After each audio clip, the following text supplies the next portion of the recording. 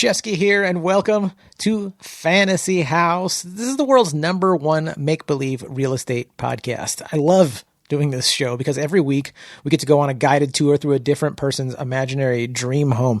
They're always pushing the limits with mind-blowing houses and weird technologies and magic and all that cool stuff. They make weird, unique rooms. And, I ask them, I'm like, hey, could you come up with appliances and technologies that we don't even have so they can solve your very unique problems? People do that. And really it's just good old fashioned creativity and silliness.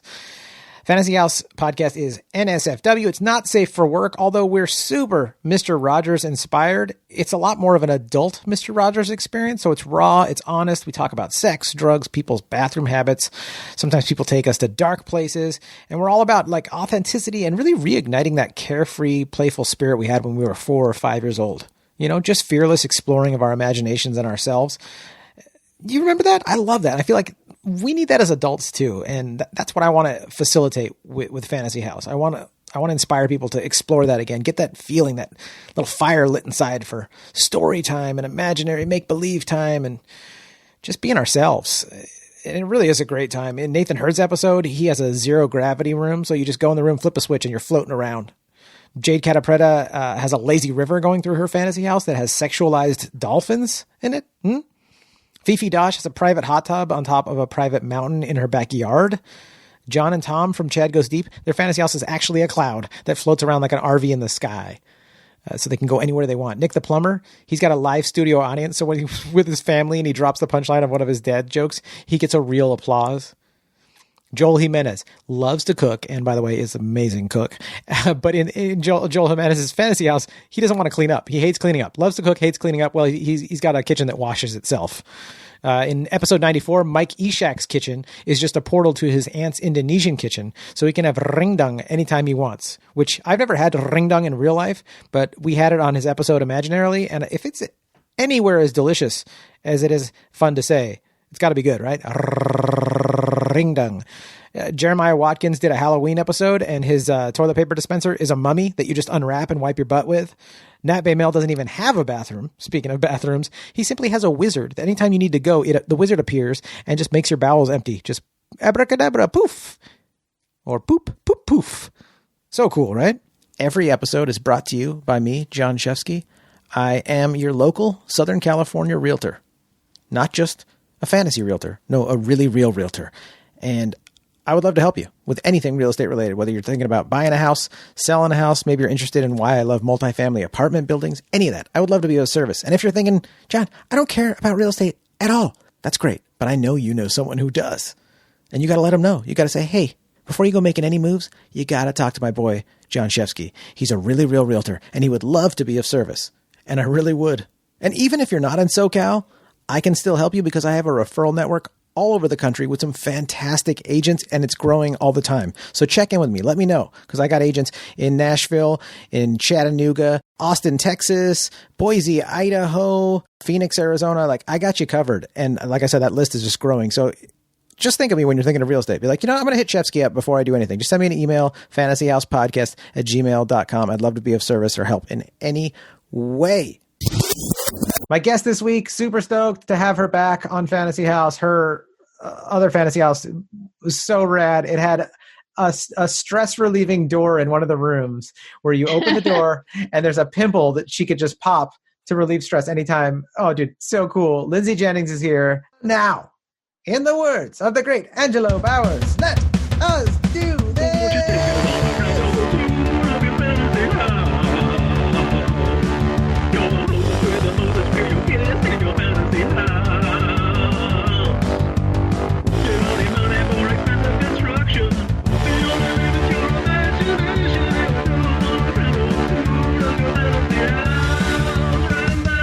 Hey, thanks for having me. Yeah. I was just having dinner with my mom right before this, and in honor of our Thanksgiving episode, I got extremely full, so I'm very full for this. I ate lasagna. Oh, hell yeah. Was it good lasagna? I was like, it was delicious. My mom made it, but she was like asking what the podcast was about, and I was like, oh, it's like a fantasy house, and she was like, what do you mean fantasy house? I was like, okay, for example, you're not going to like this, but I said there would be a door where I opened it and there's a pimple, and she's like, you're disgusting. Dude, He's like, that's not a fantasy. A fantasy would be a house with a turret. And I'm like, yeah, but I can have a house with a turret. I can't actually have a house with a pimple in it. I think you did have a turret in your fantasy house. Yeah, and I said that too. I was like, I think I had several turrets because how could I not? That's my dream home is a very turreted castle-like house. So sounded like you said a very turreted castle. Can I tell you a really stupid joke that Please. I don't even remember exactly what it was, but I care. It's really dumb, but I remember writing like an old Groucho Marx style joke of like, my house, it's got Tourette's. Instead of turrets, it's got Tourette's. Yeah, that's it. It's really stupid. No, dude. That's the silliness that keeps the fire going inside right there. What's going on? Like, how are you handling the pandy right now? I haven't heard anybody call it the pandy, so I like dude, that's been my favorite. It's the way to make it kind of whimsical, so we can get through this easier instead of calling it like the pandemic. If you call it the pandy, it's like, hey, I can work with the pandy. We'll get through this pandy together. It's good. It's and then for our Thanksgiving episode, we'll have like a pandy pantry, the pandemic pantry. But yeah, so I have been up and down with this pandemic. I've been depressed sometimes. I actually, in the beginning of the pandemic, I was doing surprisingly well because, I think I just have not been alone enough for a really long time. Last year I was staying at the Suicide Girls house, so I was very rarely alone there. And then I was on and off tour for a few months at a time. So I was always constantly surrounded by bitches. Oh, yeah. And so I think that in the beginning of the pandemic, I finally had some alone time and was like, woo, feeling good. And I don't know, I actually did this Deepak Chopra abundance meditation. You dork. Oh my God. Tell me more about it. Listen, I didn't go out of my way to do it. Okay. This woman texted me and my mom kept telling me it sounded like a cult, but it's not a cult. This woman texted me and she is this Emmy winning TV producer. And she was like, oh, if you want to join my manifesting group, blah, blah, blah. And I was like, fuck yeah, I want to manifest with this Emmy winning TV producer, So, and she's one of my old hair clients from LA. I used to do her hair every year. She would hire me to do her hair for the Emmys and stuff like that. But so anyway, I was like, fuck yeah, and it didn't seem like there was any weird catch. I didn't have to give anybody money or anything. So it was just this 21 day abundance thing. She would send it in a group text on WhatsApp and it would be a meditation for the day. And there'd be a mantra and then you'd have to do a writing assignment. Yeah. And it was all really healthy, good stuff. And my mom just kept being I don't know, there's going to be something. There's a catch. Yeah, she was convinced that it was a cult. And I was like, Mom, it's not a fucking cult. But she's a survived Catholic, she's super anti-religion. Now, my mom literally has burned Bibles. Oh my God. Which is if people think I'm fucking demonic, I'm a fucking demon spawn. No, my mom. Your mom's got a Baphomet tattoo on her chest. She's like, I don't give a fuck. FTW. Did you know that I have a Baphomet tattoo? No. Well, maybe I did subconsciously. Yeah, maybe. I have one on my leg. I just imagine anyone that's I used to be into Catholic church. I know Jason Seiler too. You just if you were ever really religious and then you got out, you go so far to the other end where you're just oh yeah. Pomegranate. What do you call it? Palm? Yeah. I almost said pomegranate. Palm. Pentagram on the palm. Pentagram. We're also in the Thanksgiving fantasy house. We're going to have a pentagram shaped pomegranate tree. Oh, hell yeah. Dude, let's just go to your fantasy house. You're already just bringing up so much about it. Let's do it. Okay, but wait, what was I going to say? Oh yeah. Oh, your cult, the cult that you're in. Yeah. Cult. Yeah. Finish the cult story. So what's it called? My mom's super anti-religion because, she's fucked up from it. She has a gay son now, so it pisses her the fuck off when anybody's it's a sin to be gay. Yada, yada. And so anyway, I did this 21 day meditation thing and it was actually really good. The only thing I didn't like is that in the middle of it, it's like, now start your own group. So it's like, you're supposed to start a group and start from day one and be like sending them the information. So I specifically, like, I was like, I feel like I have to do it. What if I don't do it? You know? So I specifically picked friends who I knew weren't going to do it and messaged them. I was like, hey, if you want to do it. I was like, they're not going to do this shit. So then I was like, perfect. I don't have to send anything because nobody responded. I have proof. Here's a screenshot of the group thread, but no one replied. It's not like anybody is like checking on you and making sure you're doing it, but it's the idea is like to be spreading abundance, you know. But anyway, it was all about making money, and I made the most money I have ever made this year in the pandemic. Not to brag, because I know a lot of people, not to dismiss the fact that everybody else. No, we got to celebrate your wins. It's not a bad thing. I've also donated more money than I ever have in my life. Same here. Yeah, you got it. So you were doing shows in the city in New York, like outdoor shows. What was that like? It was good, actually. There was a few good ones. There were some people who were doing outdoor shows that were not like taking proper precautions. And I did one of them. I did Comedy Fight Club in New York, and they just, clearly don't give a fuck about social Comedy distancing. Fight and Virus Club. Yeah, I'm like, oh God. So I kept telling them no, because I just didn't want to. I did it on Zoom, and I judged, and that was fine. But they last minute had somebody drop out of a battle, and I was already going to be in Brooklyn, and I was like, fine, I'll do a fucking roast battle. But I was like, I won, and I'm like, I'm done with roast battle unless somebody's going to pay me like a lot of money. It's too much energy, and it's not worth it. And they always put me up against some boring white dude, and I'm just way more interesting. I'm like, listen, I can only make so many fucking jokes about these fucking boring dudes, and people just love to hear slut jokes, people just love to hear a girl go down. So it's like, whatever, I'm over it. But anyway, so there was this place, Tiny Cupboard, that was doing rooftop shows that was really cool, and they were having a lot of good crowds. So I did a few of those shows. And actually we had on Long Island, because I'm on Long Island, we had Governor's Comedy Club was open for a while, and they had like an outdoor patio. And then they started doing indoor shows, which it's like, if you're going to have, and they were totally distanced and everything. And if you're going to have indoor restaurants, it seems like, what the fuck is the difference, And they even had like a plexiglass thing up. And then I guess Tim Dillon had been talking a lot of shit about Cuomo on like Joe Rogan and different podcasts and stuff. And then they shut Governors down when Tim Dillon was supposed to come perform there. And that could be because of it. Yeah. I mean, that could be running this trap, and they're like, this podcast gets 100 million listens. Like somebody told the governor. Yeah. Cuomo listens to it. And it's funny that it's like just ironic that the club's name is Governors too. Oh, that is fucking hilarious. I didn't even pick up on that. Me either, until like months later. I was like, oh wow.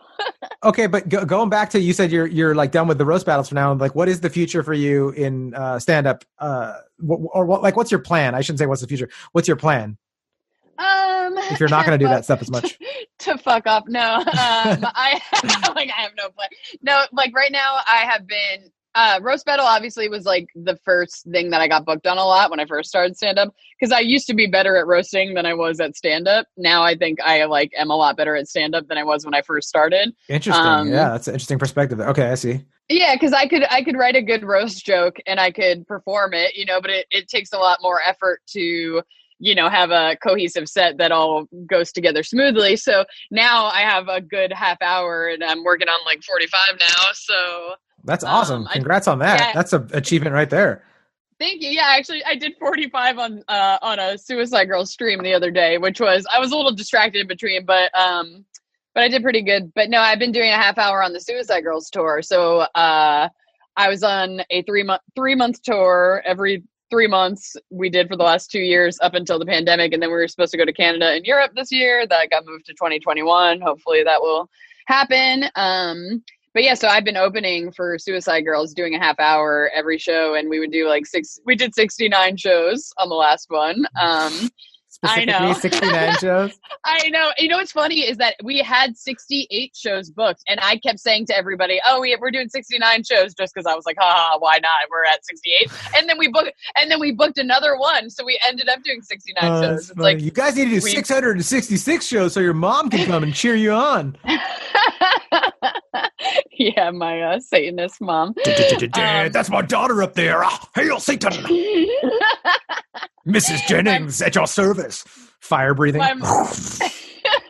My mom has come to one of my shows before, and I have like a daddy issues joke where I joke that I have sex with my dad. And then I was like, and my mom's in the audience, everybody. I was like, that was an eye opener for my mom. Yeah. But like, so stupid. Fucking yeah. I used to definitely do a lot more like stupid shock factor things, which actually reminds me of something that we were talking about earlier. There's a suicide girl who got a lot of flack today because she posted like a stupid joke like that she thought was funny about Thanksgiving. It was like there's a certain way where this would have been funny, but like it just wasn't. It just did not land. But all these people are fucking freaking out on her because she said she posted a picture and she had mashed potatoes in the bathroom. And she's like arguing with people about it, and she's like, "That's why I had the mashed potatoes to make the joke." With the mashed potatoes don't make the joke. Anyway, the joke was she said something like "on my way to steal your land" instead of "on my way to steal your man." Girl or your man, yeah. But I think that like it doesn't translate. Like maybe if it was like she was an indigenous person making fun of white girls on like a podcast or something, that's the only time that I could see that being funny. You know what I mean? Yeah. But she's not. She's a white girl, and so anyway, so she's getting skewered because of it now. Yes, people are coming for her. All those people going for her, I'm like, are they spending any time like really like writing their senators about like the Ethiopian like genocide right now in the Civil War? Like, no, they're going to go after this suicide girl that made it dumb. It's a dumb joke. It's we dissected it. It didn't make the right kind of sense to say it. Yeah. But, like, still, it's just like, why would you guys waste all that energy doing that? Because then when you actually need to have your energy to get out there and fight for the Ethiopian genocide, which is just like literally just started, the Civil War there. It's like, we should be talking about that, but they're like too busy going, but this suicide girl's white. She made it. It's like, well, she brought more attention to the fact that we stole indigenous people's land. Like, so sue her. I mean, like, don't you want people to think about that?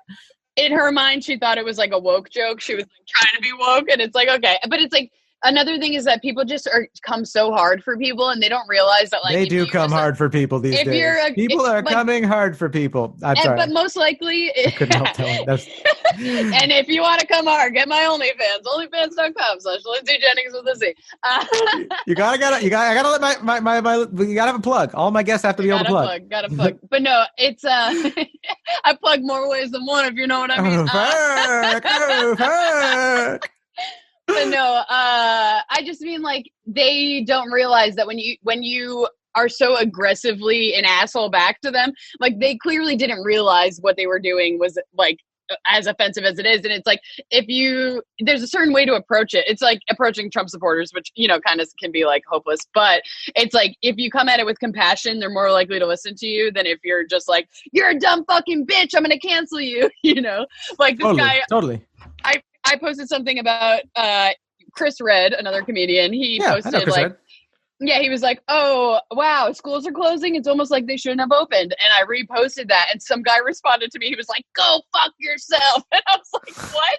And then he ended up being like, I have an autistic kid and this and that. And I'm like, okay, well, just so you know, for the future, most likely nobody's going to respond understandingly if you start off with, go fuck yourself. Dude, it's so weird. It's such a weird position to be in, to like be at your phone or at your computer and say that to someone. And you're just like, there's a person that's going to read this. And like, it's like, when did that ever work to communicate to someone, go fuck yourself? Like, huh? Do you want to talk about something? Let's go to your Thanksgiving fantasy house. Oh yeah. Okay. So first of all, just thought of this just now. It is shaped like a cornucopia. Yeah. This is what I wanted. Hell yeah. This is so right. I'm already stoked. I have a couple ideas, but I'm mainly riffing right now. So no, that's great. It's like a big open mouth, cornucopia. And like, how at Splish, okay, sorry, you don't know Splish Splash. That was a very like Long Island thing of me to say. That's the Long Island water park. But that water park, that was where my first job was, Splish Splash. Anyway, so those big toilet bowl looking water rides where it's like you get on a raft and you circle the drain. Yeah, circle the drain and then you go down the little chute. Yeah. It's like that to get into the house. It's like a cornucopia. And so like outside, at the fence, you have to get in a little like what's it called? Like a little train car type thing. Like, you know, when you go into those old haunted houses at like a theme park, you have to get on the little train car, and then that takes you through the cornucopia, and it's actually you think that's the house, but that's actually the outside. And then once you get through the first hole, it's another cornucopia, but it's bigger. God. Welcome to Mindfuck Manor. I'm your host, Lindsey Jenningz. Are you here? I don't know. Welcome, I think. So you go through one cornucopia to get to the second cornucopia. Yeah, and then the second one is just a giant version of my mouth. It's just, Dude, like, I love it. So it's weird. like you know when you know, like a typical scary ride at a thing where it's like you enter like at a carnival, and you enter a giant like clown mouth or something, except I'm the clown. Dude, that's so rad. It's very Monty Python, very AI. Yeah. Trippy. Yeah. And then you go through there. And then that takes you to the yard. And then inside there is an actual house. And there's a beautiful yard. And we've got all different kinds of trees. And have you heard of the tree of 40 fruit? No. This fucking guy, I don't know how, it's pretty amazing. He he somehow melded together different branches from different trees and created these trees of 40 fruit that bear 40 different kinds of stone fruit, like this plums, is real? Peaches. This is real. I know, it's unbelievable. I didn't know that. So like there's the mama trunk, can all the stuff's grafted to it, and you can get like a pear and a fig on the same tree? Yes, but it looks, you got to Google it later, and anybody who's listening has to Google it because it's fucking beautiful. And it just looks like a really beautiful, colorful tree. It doesn't look like grafted together because I guess, you know, after it grew and he did enough work on it. And he's got a few of them now. There's like one in California, or I think there's one in California. There's definitely one in Oregon. There's one here in New York. And he did it through some college. I don't know which college. I think like Albany or something. But I don't care about anyway. College. I don't believe in college. Yeah. I barely believe in collages. No. Did you go to college? I went to makeup artist school. I went to community college. No, you didn't. No, yeah. You didn't go to Did you really? My parents said I had to go to college. I hated school. I was like a punk rock like teenager that's like, I ain't going to any more of your bullshit institution stuff. And like, you have to go to some college. I was like, fine, I'll go to makeup artist school. Really? I was a makeup artist for like the first, I don't know, year or two after high school. Did special effects. I had no idea. Oh, I worked on the Snoop Dogg movie Bones. No way. That's sick. You know what I'm talking about? He's like a haunted house thing, and he was a pimp that died, and it was like a really bad movie. But no, I don't know this, but I have to watch it. I love Snoop Dogg. It's called Bones. It's so goofy and silly, but there's like a big tunnel of like faces and souls or whatever. Like I worked on the crew. Just like my Thanksgiving house. Yeah, exactly. It's like a cornucopia of death, starring Snoop Dogg. He'd totally do it. If he hangs out with Martha Stewart and Willie Nelson, he'll hang out with Lindsey Jenningz. Snoop Dogg is down. I have met him. It was a dream of mine. I got to meet him at when he had a party for when he got a star on the Hollywood Walk of Fame. Did you see that? And he's like, I'd like to thank me, myself, and I. Snoop. he thanked no one. He only thanked himself. Oh, it's so funny. He was very Matthew McConaughey. Him and Matthew.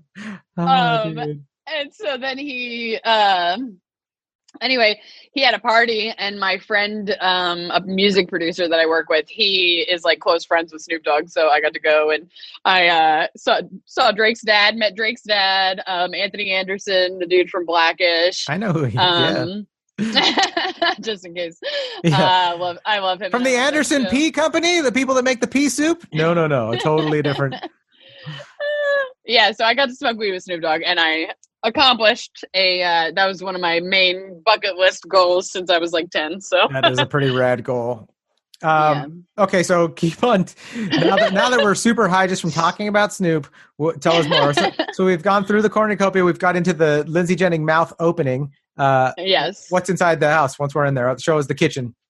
And now, well, first of all, we haven't even entered the house yet because it's a whole mind fuck of now we're in the yard of tree of 40 fruits. Oh yeah, we're in the tree of 40 fruits. Yeah. So what fruit are you picking? Remembering things. So no, we do have some tree of 40 fruits there, but we also have trees of side dishes. These trees actually grow Thanksgiving side dishes. What? This is rad. I love it. 40 different side dishes. We've got green bean casserole. We've got stuffing. We got bread pudding. We've got sweet potatoes with marshmallows or without. No, I'll take it with, please. Yeah, seriously, if you don't want marshmallows on your sweet potatoes, you can't come. You can't come. All right, so there's like 32 side dishes left, so keep on listing them off. You got it. The rest are secret. Okay. You asshole! You lazy asshole! They'll be whatever you want them to be. Just use your own imagination. Fuck you. It's like the Willy Wonka gobstopper. Like it tastes like a different meal or whatever, but except it is like a seed, and you plant the seed, and then grows whatever side dish you want. I'm having tres leches cake and some peaches. That's from the tree. Peaches from the tree. Tres leches cake from the side dishes. Oh fuck yeah! What are you having? And I'm having for sure green bean besides that I said green bean casserole with slivered almonds. Love that shit with the French's onions on top, you know? Oh yeah. Dude, I have the gnarliest my ex-girlfriend's family, they were from South Dakota. They used to make amazing the most delicious green bean casserole, but I used to have the funniest farts after that. I don't know. What was it? What was combined with they put sour cream, cheddar cheese on it, a bunch of different stuff that they made like the sauce that it was in, and then onions on top. And I used to be like, I'd fart afterwards and be like, what's going on? Like, I don't get that fart from any other food. It was like actually fun. I'd be like, I'm gonna have those unique farts again. Oh my god, that's disgusting. Dude, I thought you'd be like, me too, but instead you're like, that's fucking wrong. You don't get that. I was just joking. It's like I'm very like I don't know, because I'm so like annoyingly like feminist in the sense of like you know, I hate men who act like girls don't like have their period or whatever, or like don't want to hear about it, but then I'm like, ooh, fart jokes, you know, like like as if I don't fart or shit. I don't. That's good for you. Actually, at my fantasy house, nobody farts or shits. Oh, dude, I love that. It's a nice little fantasy house rule. Don't even think about farting.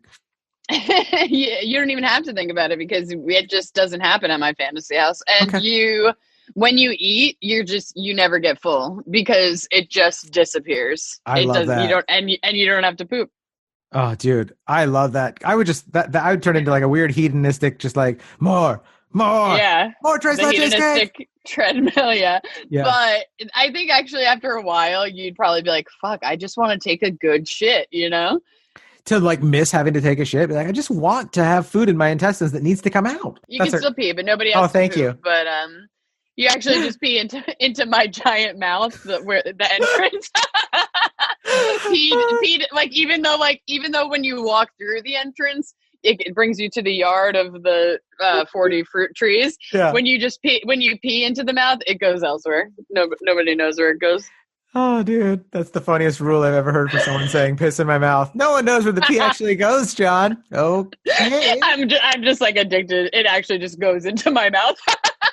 I just love piss. Oh, welcome to the Golden Thanksgiving. The Golden Corral. It's like the Golden Corral. It's just a feast and a corral of all different people. Everybody who's visited urine. It's like try a shot of Jon Shefsky's piss. That's so gross and hilarious. I'm honored that anyone's taking a shooter of this.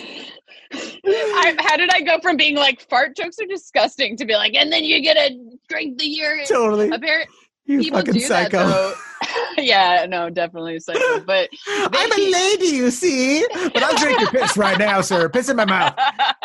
Don't toot in front of me. This is a lady zone. There's I'm like, let me close my eyes first. I'll tell you, and I'll whisper it a little bit because my mom's on the other side of the wall. But one time, is she not going to listen to this episode? Sorry.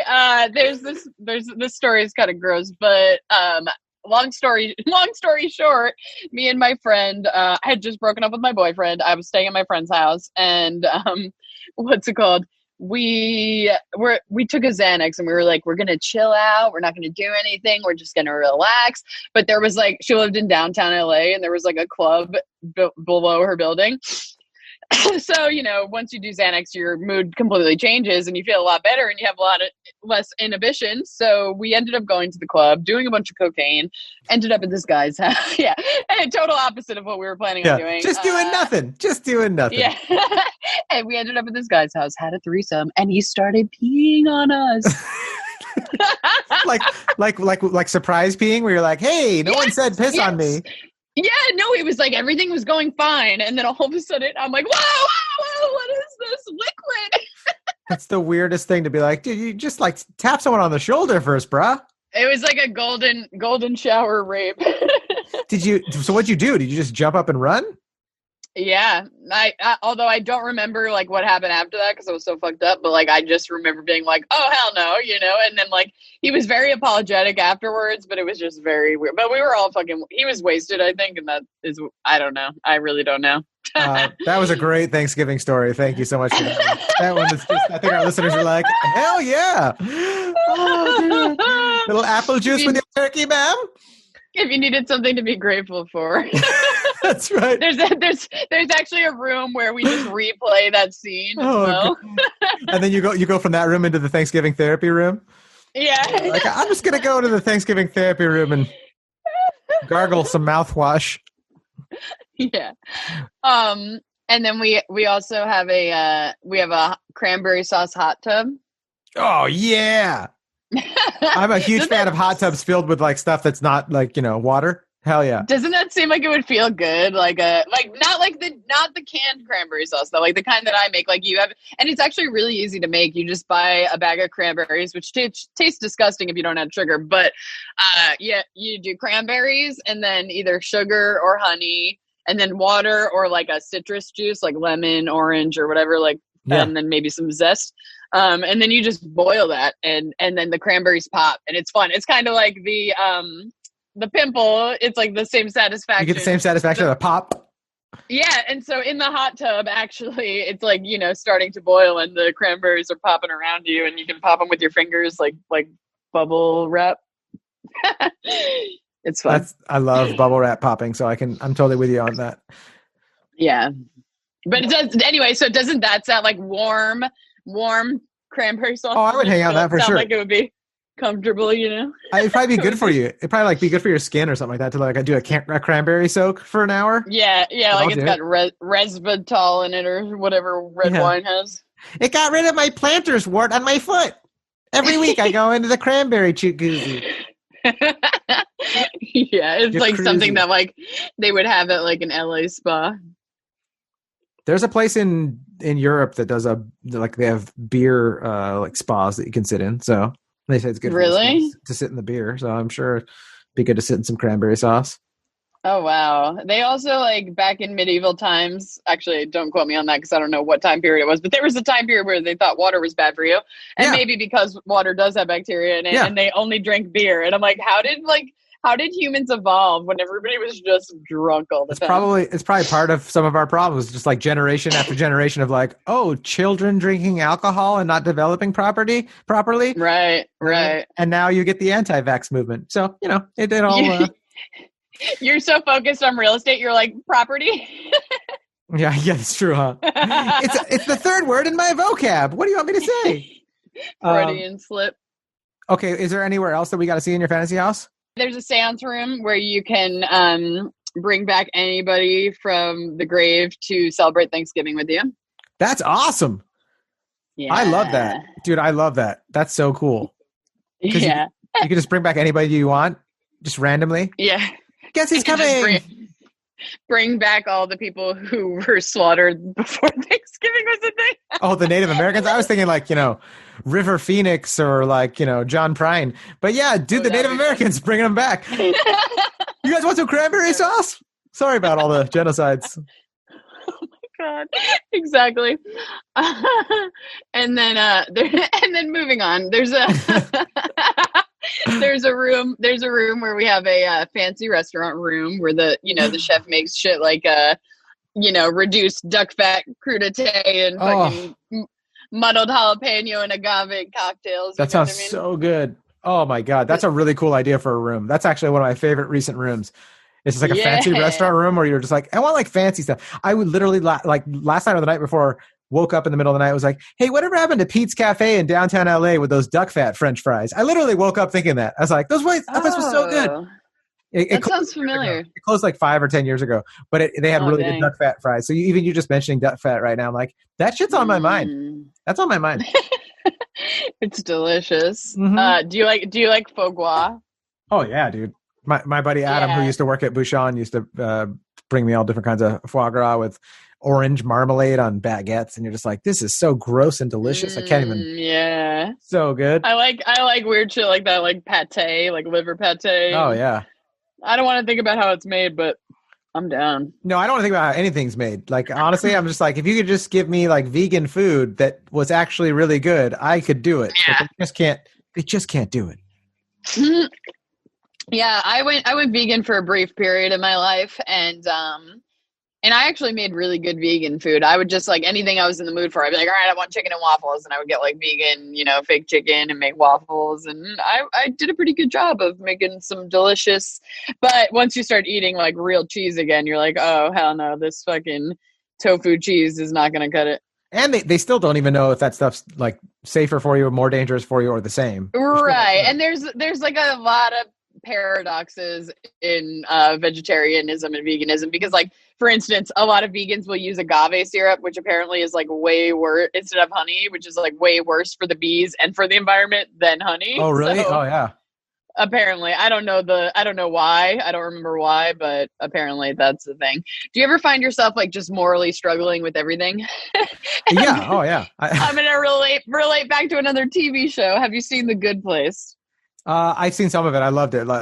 Yeah, I loved it. I saw the stuff. There's the one character, Chidi. His like the reason he wasn't like a bad person, but the reason why he went to the bad place is because he ruined everybody's life, because he like in his life because he always was suffering from the moral dilemma of like, should I do this or should I do that? Yeah. What is worse for humanity? But it actually just made it his life and the people around him's life a living hell, because he couldn't like make any decisions. I feel like that lately, especially just like becoming more aware of all the things that offend and upset people. I'm totally. Like, oh fuck, I don't know what the right thing to do is ever.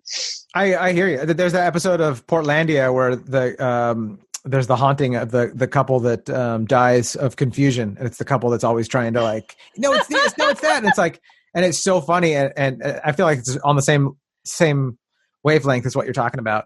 There's so much to know, and like we have so much technology to know so much now that like no one ever has. And the Earth's always been a violent place. If you look at history and evolution, animals are all they do is eat each other, and the one that survives grows stronger, the other one dies. And you're like, man, it's a brutal reality. So we're actually like farther along than we've ever been to making the world a nicer, better place. But it's very easy to get caught up in like, oh, solar panels are actually worse for the environment. Or like, I remember a conservative friend was like trying to show me all this data that said that like batteries for for electric cars is worse for the environment than gas. And it's like, dude, oh my God, it kind of works. But then at the same time, the farther you look in it, the more you're like, there's some really good arguments to why that's actually not true. And it just looks that way, and we're bending things, but you can never really get down to the root of it. All you can do is do your best and try to be cool, and just realize that no matter how high and mighty people try to act like they are, especially like the hysterical people being like, I'm going to set everyone straight and tell everyone what's right now. It's like we're all standing on skulls of every civilization before us. Beyond, and it's very holier than thou mind frame, because like even I'll catch myself doing it, especially in the pandemic. I'm constantly judging everybody for their actions. But it's like, it's like, who's to say who's fucking, like, it's like, it doesn't make you a better person to like be less ignorant than this person. You know what I mean? It's like, how about educate them instead of like just completely shaming them and trying to cancel them? And continue to try to educate ourselves too, and be like, exactly. Realize like just because the media paints a picture of like what they think and what they tell you should be mad about. That's one of the most frustrating things that I see with like group thought, on all ends of the spectrum, whether the far left or the far right. The group thought of like people allowing other people to tell them what they should be most mad about is like what we were riffing on with the people that truly suffering right now in Ethiopia for the civil war. It's like no one's paying attention to that because you've allowed Nike to tell you and McDonald's to tell you what you should be mad about and what the priorities are. And it's like, take a step back and realize like, maybe you're being played too, even though you constantly want to point at the other party and say, you're being played, you idiot. It's like, you also are an idiot that's being played. So take a deep breath. And then realize like nothing is as it seems. I'll tell you, Lindsey, like some of the most conservative handlebar having mustache gun toting people I know have been the most charitable, friendly, respectful of gay and this and that and wanting to support their community people. And some of the most flag waving, loudest, hysterical liberal people I know have been the most fascist, evil people that when you're right. It's like there's always these interesting mazes in our lives where you're like, that's so true. Not what I thought it was. Also, like you said, how nature has always been violent. I'm listening to a book right now that's about depression, and it's called Feeling Good, and it just talks about how like life has never been fair. So it's like it's like hard to not be depressed about how like fucked up and unfair life it is, but it just has literally never been fair, and there has never been true justice. The world has always been completely fucked up, and as much as I want justice for everybody and I want the world to be fair, it's just not. And we're going to end on that. Yeah. Well, thanks for coming and doing the show. It's just, you said a shotgun cock. All right, guys. Well, I'm going to take a long nap. And no, I think one of the things that helped me out one day was I was playing a mental game with myself years ago, and I was having issue because I used to have the Hey Jude song was like my life. Just like carry the weight of the world on your shoulders, constantly worry about our brothers and sisters that are suffering and never have any relaxation because you're always just like, but someone else is suffering. As we speak, someone's being raped right now. Someone's being murdered right now. Someone's being exploited. And eventually I realized, I was like, I had an inner conversation in my head where I was like, John, if you've got to stop this or you're going to go insane and you're never going to be happy and you're going to drive everyone around bad, because then I would be frustrated that other people weren't listening. And this is like a pre-Trump era. This is like a long time ago. And I was trying to get people like, hey, we got stuff we need to fix in this world. And anytime people were trying to have fun, I was tapping on the shoulder being like, we shouldn't have fun right now because this genocide's going on in Africa. This thing's going on in China. These people over here in this part of America are suffering and we need to figure this stuff out. And I was being a huge Debbie Downer. And yes, we need to pay attention to things and we should be strong enough to talk about them. But being a Debbie Downer, like that character in The Good Place, it's like you're disturbing people's peace. And I had this conversation with myself where I was like, John, are you aware that even if they fixed everything on this planet, would you be able to sleep? Because what if you realized that there was another planet with life on it in the universe? And I think that there probably is a planet with intelligent life, right? And I was like, would you... Yeah.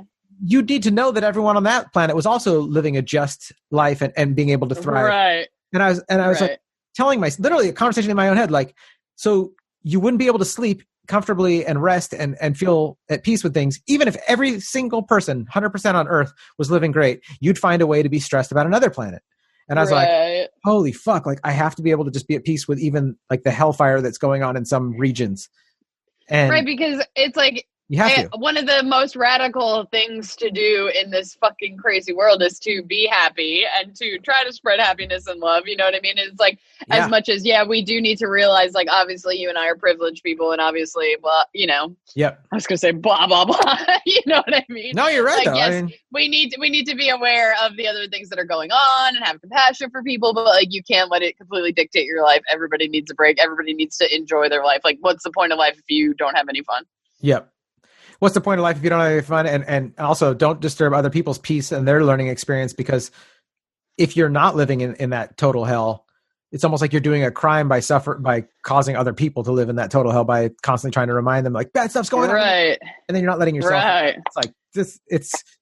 We should be strong enough to be conscious of it and try to change that stuff. But like, I think there's a lot to be said about like any of those gurus or mystical people, or even like the non-mystical people like Sam Harris, just like people that believe in like learning how to like kind of be in the moment, be present, and just be at peace with like whatever is. It's a very Eckhart Tolle thing. And it's like, you know what? I think that they're right, because when you're really suffering with anxiety and all that other crazy shit, that's the only thing that works is like focus on your breathing. Just come here. Take a breath. Be grateful for this breath. Be stoked on the breath. Be like, wow, I'm thankful I just got that breath.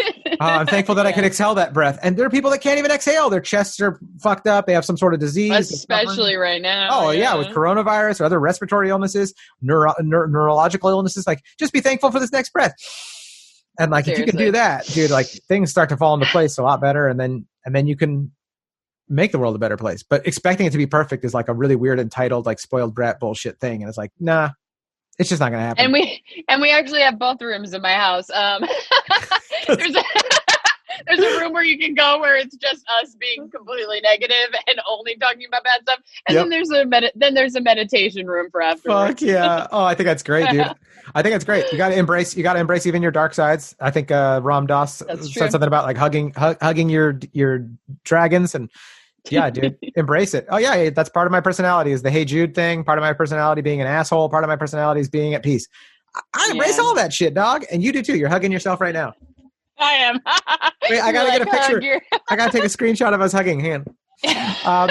Where do you want people to find you? What's the best way? You want them to go to your? Yep, children are up. 2-year-old.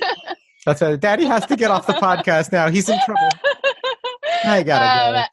Yes, follow me on Instagram, Twitter, Facebook at Lindsey Jenningz with a Z. Allmylinks.com/Lindsey Jenningz with a Z for all that stuff. And especially where you can give me money, onlyfans.com/Lindsey Jenningz with a Z. And if you want to see a preview, don't DM me, just go to my Twitter because it's there. It's so rad getting to riff with you. So much fun. Hell yeah. Badass. Super creative shit. So have a good Thanksgiving. You too. Thank you. Acknowledge the fact that, yes, there were indigenous people here and they were exploited like a motherfucker. But also, you weren't here. It wasn't your fault. And we can celebrate just, hey, still being thankful for all of our human ancestors, no matter what race or gender, right? I mean, like all of them suffered and had some crazy shit. And I'm just thankful that we're here right now to acknowledge that shit. And from here on forth, let's just be better humans. Jon Shefsky, everybody. I don't think you're allowed to call me that. That is... I don't know about that, lady. Oh, you're the best. Thanks for doing this. Yeah, thank you. Thanks for having me. Hell yeah. Guys, thanks for listening. If this is your first time listening to Fantasy House, go ahead, hit the subscribe button. And if you could, give us a review. Whatever review you think. 1, 2, 3, 4, 5, however many stars Apple Music lets you give. Give us a review. Write something fun. Just be like, oh, man, this was a great podcast. Or even if you're like, man... this podcast sucked. Well, actually, don't write that review. Write us a good review. And if you know anybody that you think would like this podcast, it would mean the world to me if you hit the share button and just send this to someone. It's a great icebreaker, too. Long lost relative? Parent that you never met? Hit the share button and be like, what do you think about this episode of Fantasy House? And it'll just open doors for you. It will. Yes. All right, you guys. Have a great Thanksgiving. Be silly and have fun. Mwah!